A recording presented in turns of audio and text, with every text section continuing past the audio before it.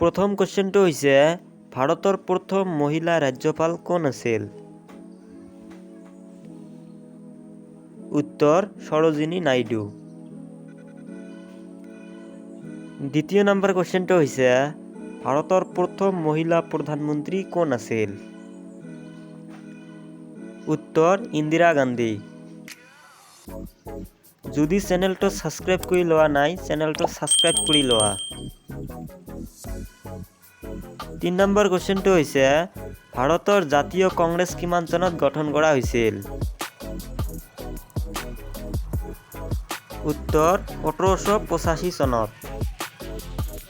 4 number কোৱেশ্চনটো হৈছে ভাৰতৰ জাতীয় কংগ্ৰেছৰ প্ৰথম সভাপতি কোন আছিল? উত্তৰ উমেশ চন্দ্ৰ বেনাৰ্জী।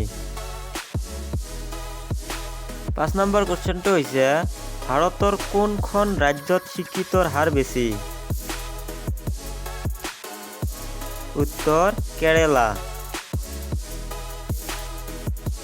6 নম্বৰ কোৱেশ্চনটো হৈছে ভাৰতৰ কোনখন ৰাজ্য আটাইতকৈ বৃহত্তম? উত্তৰ ৰাজস্থান।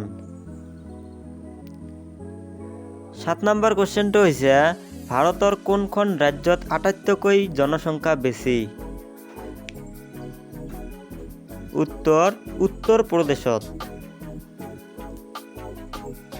8 নম্বৰ কোৱেশ্চনটো হৈছে ভাৰতৰ কোনখন ৰাজ্যত নিজা সংবিধান আছে?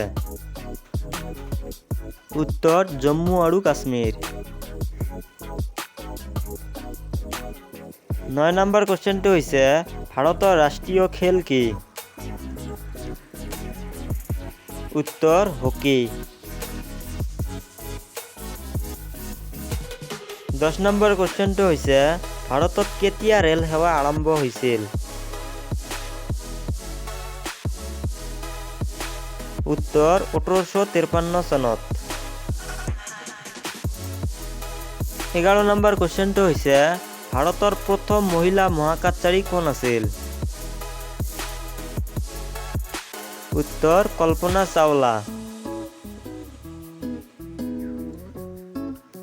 12 নম্বৰ কোৱেশ্চনটো হৈছে ভাৰতৰ প্ৰথম মহাকাশচাৰী কোন? উত্তৰ ৰাকেশ শৰ্মা। 13 নম্বৰ কোৱেশ্চনটো হৈছে ভাৰতৰ ডাঙৰ তেল সাধনাগাৰটোৰ নাম কি?